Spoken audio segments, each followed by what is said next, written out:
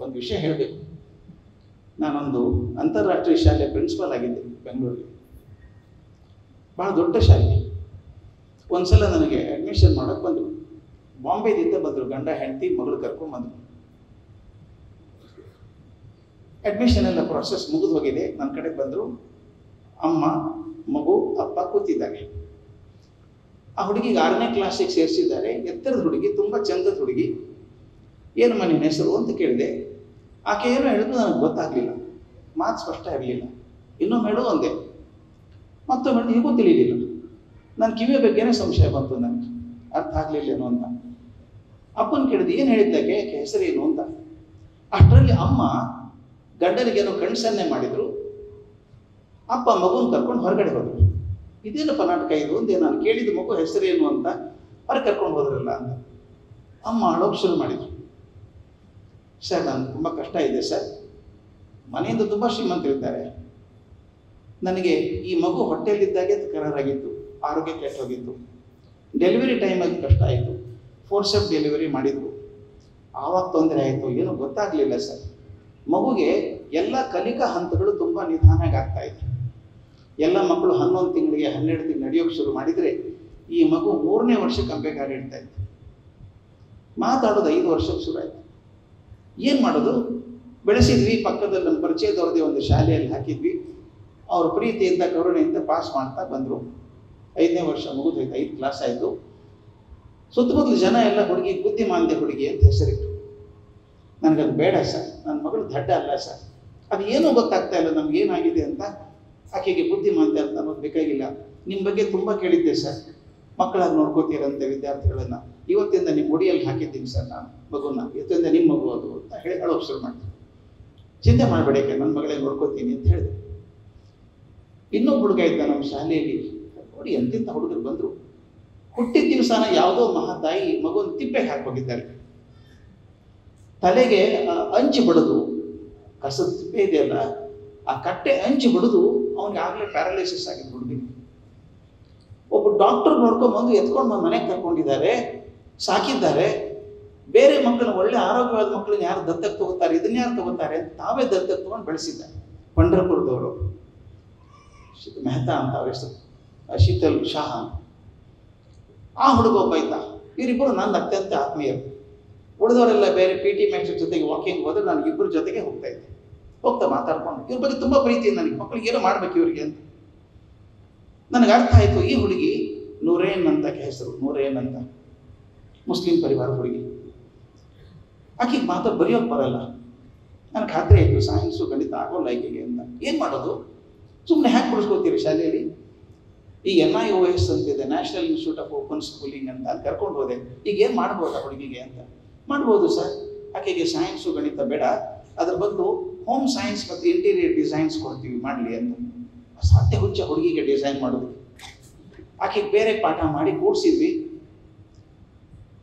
SSLC ಮುಗಿಸಿದ್ದು, pass ಆದ್ದು, ಬಾಂಬೆಗೆ ಹೋದ್ದು. 10 ವರ್ಷ ಸಂಪರ್ಕ ತಪ್ಪೋಯ್ತು ನನಗೆ ಆಕೆ ಜೊತೆಗೆ. ಅಂದರೆ ಫೋನ್ ಮಾಡ್ತಾ ಇದ್ರು ಅಮ್ಮ ಯಾವಾಗಾದರೂ, ಅದು ನೋಡಿರಲಿಲ್ಲ ಹುಡುಗಿನ. ಒಂದ್ಸಲ ಫೋನ್ ಬಂತು, ಅಮ್ಮ ಫೋನ್ ಮಾಡ್ತಾ ಇದ್ರು, ಸರ್ ಒಂದು ಒಳ್ಳೆ ಸುದ್ದಿ ಇದೆ, ನೂರೇನ್ ಮದುವೆ ಗೊತ್ತಾಗಿದೆ, ನೀವು ಬರ್ಬೇಕು ಸರ್.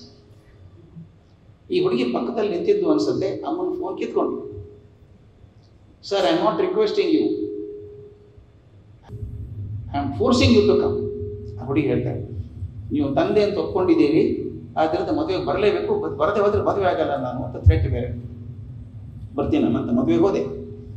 ದೊಡ್ಡ ಮದುವೆ ಮುಗಿದ್ಮೇಲೆ ಸಾಯಂಕಾಲ ಆ ಹುಡುಗಿ ತಮ್ಮ ಅಪ್ಪ ಅಮ್ಮನ್ನ, ತನ್ನ ಗಂಡನ್ನ ಕರ್ಕೊಂಡು ನನ್ನ ರೂಮಿಗೆ ಬಂದು, ಕೋಣೆಗೆ ಬಂದು. ಆಕೆ ಪರಿಚಯ ಮಾಡ್ತಾಳೆ ಗಂಡನಿಗೆ. You know my father. ತಮ್ಮ ಅಪ್ಪನ ತೋರಿಸಿ ಹೇಳ್ತಾಳೆ, he is my biological father, but my real father is sir. ನನಗೆ ಅವಳು ಬಂದರು. ಇವರು ನನ್ನ ನೈಸರ್ಗಿಕ ತಂದೆ, ಆದರೆ ನನ್ನ ನಿಜವಾದ ತಂದೆ ನಾನು ಅಂತ ಪರಿಚಯ ಮಾಡ್ತಾಳೆ. ಹುಡುಗಿ ಸಂಪ್ರದಾಯಕ್ಕೆ ಅಲ್ಲದಂಥ ಹುಡುಗಿ ಕಾಲು ಹಿಡ್ಕೊಂಡು ಅಳ್ತಾಳೆ. ಸರ್ ಇವತ್ತೇನಾದರೂ ಆಗಿದ್ದು ಸರ್ ಅಂತ. ಏನು ಮಾಡ್ತೀವಿ ಪುಟ್ಟ ನೀನು ಅಂತ ಕೇಳಿದ್ವಿ. ಮೇಷ್ಟ್ರುಗಳಿಗೆ, ಕೃಷ್ಣೇಗೌಡರಿಗೆ ಗೊತ್ತಿದೆ, ನಮ್ಮ ಮೇಷ್ಟ್ರುಗಳಿಗೆ ನಮ್ಮ ಮಕ್ಕಳು ದೊಡ್ಡವರು ಆಗೋದೇ ಇಲ್ಲ. 50 ವರ್ಷ ಆದರೆ ಹೇಗಿದೆಯೋ ಪುಟ್ಟ ಅಂತ ಕೇಳಬೇಕು ಅವನ್ನ. ಏನು ಮಾಡ್ತೀವಿ ಪುಟ್ಟ ಈಗ ಅಂತ ಕೇಳಿದೆ ಹುಡುಗಿನ. ಆಕೆ ಹೇಳಿದ್ರು, ಮದುವೆ ಮಾಡಿಸ್ತೀನಿ ಸರ್ ಅಂತ. ಈಗ ನಿನ್ನ ಮದುವೆ ಇವತ್ತಾಯ್ತಲ್ಲೇ ಅಂದೆ. ನನ್ನ ಮದುವೆ ಇವತ್ತಾಯ್ತು ಸರ್, ನನಗೊಂದು 7-8 ವರ್ಷದಿಂದ ಇವೆಂಟ್ ಮ್ಯಾನೇಜ್ಮೆಂಟ್ ಮಾಡ್ತೀನಿ ಸರ್, ಮದುವೆ ಮಾಡಿಸ್ತೀನಿ ಬಾಂಬೆದಲ್ಲಿ. ಕರ್ಕೊಂಡು ಹೋದ್ರು ತನ್ನ ಆಫೀಸಿಗೆ. ಬಾಂಬೆದಲ್ಲಿ ಒಂದೊಂದು ಇಂಚ್ ಅಂದ್ರೆ ಫಾರ್ಚೂನ್ ಇದ್ದ ಹಾಗೆ 6,000 ಸ್ಕ್ವೇರ್ ಫುಟ್ ಆಫೀಸ್ ಮಾಡ್ಕೊಂಡಿದ್ದಾಳೆ. ಒಂದು ಕೋಣೆಯಲ್ಲಿ ವಧುಗಳಿಗೆ ಏನು ಬೇಕೋ ಆ ಡ್ರೆಸ್ ಇಟ್ಟಿದ್ದಾಳೆ, ವರ್ಕ್ ಏನು ಬೇಕೋ ಆ ಡ್ರೆಸ್ ಮಾಡಿದ್ದಾಳೆ. ಇನ್ನೊಂದು ಕಡೆ ವಿಡಿಯೋ ಪ್ರೆಸೆಂಟೇಷನ್ ಮಾಡ್ತಾಳೆ, ನಾ ಸ್ಟೇಜ್ ಹೇಗೆ ಮಾಡ್ತೀನಿ, ಊಟ ಹೇಗೆ ಅರೇಂಜ್ ಮಾಡಿಸ್ತೀನಿ. ಆಕೆ ಹೇಳ್ತಾಳೆ, I can get 500 girls in uniform on A single day for the marriage. 500 ಜನ ಹುಡುಗಿಯರು ಬರ್ತಾರೆ ಮದುವೆ ಅರೇಂಜ್ ಮಾಡೋಕ್ಕಂತ ವ್ಯವಸ್ಥೆ ಮಾಡ್ಕೊಂಡಿದ್ದೀನಿ ಅಂತ. ದೊಡ್ಡ ದೊಡ್ಡ ಮದುವೆಗಳು. ನಾನು ಮೇಷ್ಟ್ರು. ನಾ ಕೇಳಿದೆ, ಅಮ್ಮ ವರ್ಷಕ್ಕೆ ಎಷ್ಟು ಮದುವೆ ಮಾಡ್ತೀಯಾ ಅಂತ ಕೇಳಿದೆ. ವರ್ಷಕ್ಕೆ 25 ಅಂತೂ ಗ್ಯಾರಂಟಿ ಮಾಡ್ತೀನಿ ಸರ್, ಇನ್ನೂ ಜಾಸ್ತಿ ಪ್ರೆಷರ್ ಬರುತ್ತೆ ಇಲ್ಲ ಅನ್ನೋಕ್ಕಾಗಲ್ಲ, ಹತ್ತಿರದವ್ರು ಇರ್ತಾರೆ, ಒಟ್ಟು 30-32 ಮದುವೆ ಮಾಡಿಸ್ತೀನಿ ಸರ್, 25 ಗ್ಯಾರಂಟಿ ಸರ್ ಅಂತ. ಆಯಿತು. ಮತ್ತು ನಾನು ಮನೆಯಷ್ಟರಲ್ಲಿ ಗಣಿತ ಇದೆಯಲ್ಲ ನಮಗೆ. ನಾನು ಕೇಳಿದೆ, ಒಂದು ಮದುವೆಗೆ ಎಷ್ಟು ಉಳಿತದೆ ದುಡ್ಡು ನಿನಗೆ, ಇಷ್ಟು ಕಷ್ಟಪಟ್ಟು ಮದುವೆ ಮಾಡಿಸ್ತೀಯಲ್ಲ, ಎಷ್ಟು ಉಳಿತದೆ ದುಡ್ಡು ನಿನಗೆ ಅಂತ. ಆಕೆ ಹೇಳಿದ್ದು, ಒಂದು ಮದುವೆಗೆ ನನಗೆ 25 ಲಕ್ಷ ಉಳಿತದೆ ಸರ್. ನಮಗೆಲ್ಲ ಗಣಿತ ಬರುತ್ತೆ. ಒಂದು ಮದುವೆಗೆ 25 ಲಕ್ಷ ಉಳಿಯೋದಾದರೆ ಆಕೆ 25 ಮದುವೆ ಮಾಡಿಸಿದ್ರೆ 6.25 ಕೋಟಿ ಲಾಭ ಇದೆ ಆಕೆಗೆ, ಲಾಭ ಉಳಿದದ್ದಕ್ಕೆ. ನನಗನ್ನಿಸ್ತು ಈ ಹುಡುಗಿನ ಬುದ್ಧಿಮಾಂದ್ಯ ಅಂತ ಕರೆದು ಬಿಟ್ಟಿದ್ವಿ ಅಲ್ರಿ ನಾವು.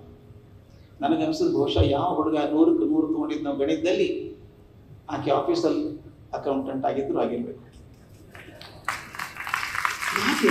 ಯಾಕೆ ಅವ್ನು ಯಾಕೆ ದಡ್ರು ಅಂತ ಹೇಳ್ತೀವಿ ನಾವು. ನಮ್ಮಲ್ಲಿ ನಾವು ಬರೀ ಮಾರ್ಕ್ಸನ್ನೇ ಮಾನದಂಡ ಇಟ್ಕೊಂಡು ನಾವೆಲ್ಲರೂ ಮಾರ್ಕ್ಸ್ವಾದಿಗಳಾಗಿಬಿಟ್ಟಿದ್ದೀವಲ್ಲ. ಬೇಕಿಲ್ಲ ಮಾರ್ಕ್ಸ್ವಾದಿಗಳಾಗೋದು. ಹೃದಯ, ನಾನು ಹೇಳ್ತೀನಲ್ಲ, ಬೆಸ್ಟ್ಗಳಿಗೆ ಯಾವಾಗಲೂ ಮಾತಾಡೋದು ಇದೇ ಹೇಳೋದು ನಾನು. Anything that goes to the brain goes to a short term memory, anything goes to the heart goes to a long term memory. ಬುದ್ಧಿಗೆ ಹೋದದ್ದು ಸ್ವಲ್ಪ ಹೊತ್ತು ಮಾತ್ರ ನೆನಪಿರುತ್ತೆ. ನೀವೆಲ್ಲ ಪರೀಕ್ಷೆ ಪಾಸ್ ಆಗಿದ್ದೀವಿ, ಯಾವುದೋ ಡಿಗ್ರಿ ತೊಗೊಂಡಿದ್ದೀವಿ ನಾವು, ಆ ವಿಷಯ ಏನಾದರೂ ನೆನಪಿದೆಯಾ ನಮ್ಗೆ? ಯಾರಿಗಾದರೂ? ಯಾರಿಗೂ ನೆನಪಿಲ್ಲ. ಮೇಷ್ಟ್ರಿಗೆ ನೆನಪಿದೆ, ಯಾಕಂದ್ರೆ ಅವರೇ ಪಾಠ ಮಾಡಿದ್ರು. ಆದರೆ ಯಾವ ನಾಟಕ ಮಾಡಿದ್ರಿ ನೀವು, ಪ್ರವಾಸಕ್ಕೆ ಹೋಗಿದ್ರಿ, ಯಾವ ಸ್ಟೇಜಲ್ಲಿ ಹೋಗಿ ಡಿಬೇಟ್ ಕಾಂಪಿಟೇಷನ್ ಭಾಗವಹಿಸಿದ್ರಿ, ಇದಂತೂ ಮರ್ತೇ ಇಲ್ಲ ನೀವು. ಅಂದ್ರೆ ಹೃದಯಕ್ಕೆ ಹೋದದ್ದು ಶಾಶ್ವತವಾಗಿ ಉಳ್ಕೊಳ್ಳುತ್ತೆ, ಬುದ್ಧಿಗೆ ಹೋದದ್ದು ಸ್ವಲ್ಪ ಮಾತ್ರ ಇರುತ್ತೆ. ನನಗಿಲ್ಲ ಅಂತ ಅರ್ಥ ಆದದ್ದು ಪ್ರೇರಣಾದಲ್ಲಿ. ಹುಡುಗರು ಯಾಕೆ ಪಾಸ್ ಆಗ್ತಾರೆ ಫೇಲ್ ಆದವರು? ಅಲ್ಲಿ ಬರೀ ಬುದ್ಧಿಗೆ ಮಾತ್ರ ಅವಕಾಶ ಇಲ್ಲ, ಹೃದಯಕ್ಕೆ ಹೆಚ್ಚಿನ ಅವಕಾಶ ಇದೆ. ನೋಡಿದೆ, ಓಂಕಾರ ಹೇಳಿಸ್ತಾರೆ, ಧ್ಯಾನ ಮಾಡಿಸ್ತಾರೆ. ನನಗೆ ಚೇತನ್ ರಾಮ್ ಹೇಳ್ತಾ ಇದ್ರು, ಅವ್ರಿಗೆಲ್ಲ ಕಡೆಯಿಂದ ಓಂಕಾರ ಹೇಳಿಸಿ ತಯಾರು ಮಾಡಿ, ಅಂದ್ರೆ ಮನಸ್ಸನ್ನು ಹದ ಮಾಡಿದಾಗ ಆ ಫಲವತ್ತಾದ ಭೂಮಿಯಲ್ಲಿ ಜ್ಞಾನ ಅನ್ನೋ ಬೀಜ ಬಿತ್ತಿದಾಗ ಒಳ್ಳೆ ಗಿಡ ಆಗುತ್ತೆ. ಅದನ್ನು ಮಾಡಿದ್ದಾರೆ. ನನಗೆ ಅದು ಒಂದೇ ಆಸೆ, ಈ ಹೃದಯವಂತಿಕೆ ಕೆಲಸ ಇನ್ನೂ ಆಗಲಿ ಸರ್. ಬಹಳ ಜನ ಇದ್ದಾರೆ. ನನಗೆ ಪರೀಕ್ಷೆ ಪಾಸ್ ಆಗೋದು ದೊಡ್ಡದು ಅಂತ ಅನ್ನಿಸ್ಲಿಲ್ಲ. ಆದ್ರೆ ಮಕ್ಕಳು ಬಂದು ಹೇಳ್ತಾರಲ್ಲ, ನನ್ನ ಜೀವನ ಪರಿವರ್ತನೆ ಆಯಿತು, ನಾನು ಬದಲಾಗಿ ಹೋದೆ, ನನ್ನ ಜೀವನನೇ ಬೇರೆ ಆಯಿತು ಅಂತ ಹೇಳಿ. ದುರ್ದೈವಕ್ಕೆ ನಾವು ಪರೀಕ್ಷೆನೇ ಜೀವನ ಅಂದ್ಕೊಂಡ್ಬಿಟ್ಟಿದ್ದೀವಲ್ಲ. ಅಲ್ಲ, ಅದು ಪರೀಕ್ಷೆನೇ ಬೇರೆ, ಜೀವನನೇ ಬೇರೆ. ಪರೀಕ್ಷೆ ಪಾಸ್ ಆದ್ರೆ ಆತ್ಮವಿಶ್ವಾಸ ಬರುತ್ತೆ, ಅದರಿಂದ ಬೆಳ್ಕೊಂಡು ಹೋಗ್ತದೆ. ಕಾರ್ಲ್ಸನ್ ಅಂತ ಹುಡುಗ ಇದ್ದೊಬ್ಬ ಅಮೆರಿಕಲ್ಲಿ, ಕಾರ್ಲ್ಸನ್ ಅಂತ.